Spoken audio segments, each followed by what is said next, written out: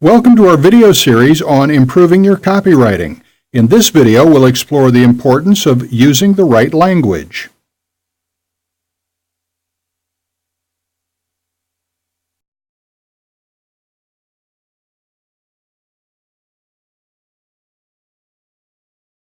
In this video, I'm going to talk through something that's very important, actually critically important to successful copy, but that is often overlooked or misunderstood.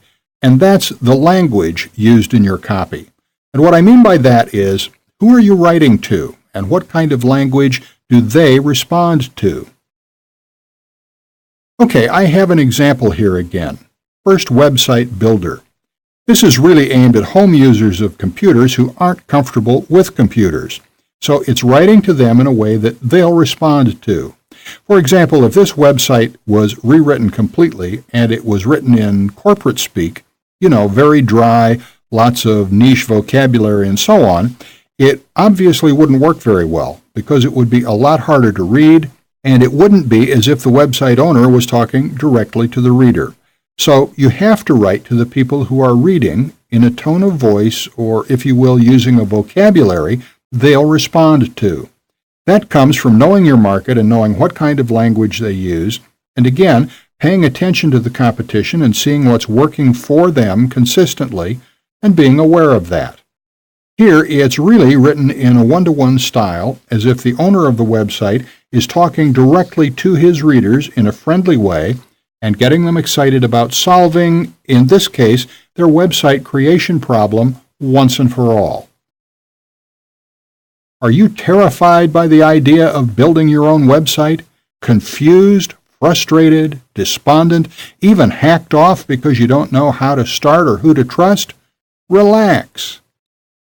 Okay, would you use this language to an employee of a company thinking about building their own website? Probably not, because that's really a completely different audience. If you think of an employee in Company X who's been given the task of browsing the web and finding the most relevant course to help the company quickly and easily create their own website, then this page really doesn't talk to those people, because even though an employee is a single person, they're browsing the web on behalf of their company. So that's what they're going to be keeping in mind. What does the company want? What's right for the company? And this doesn't come across as right for the company, although it does come across as right for a home user. So that's quite important.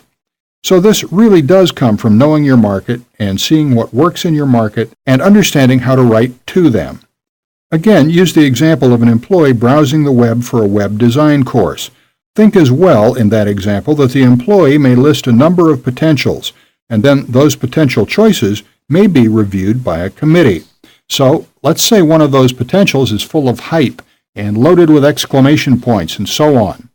To a company committee, that may not come across as very serious and may even be considered as inappropriate.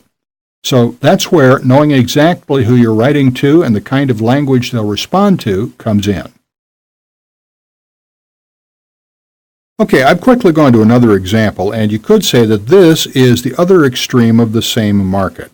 Whereas First Website Builder is really for home users, and it's presented in a very friendly style, this site is very matter-of-fact and really just like a big catalog. There are some sales presentation elements, for example, some testimonials here, but there's no hype. It's presented in a very matter-of-fact way, and interestingly, instead of a sales letter, you just have to browse their offerings.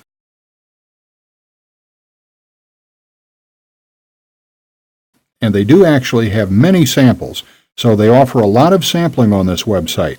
But it's really a different style and aimed at quite a different market. So again, the best way to become familiar with this is really know your market, understand your competition and how they present their offerings, what works for your competition, and take the best elements of what works in your market and incorporate it into your own offers and copy.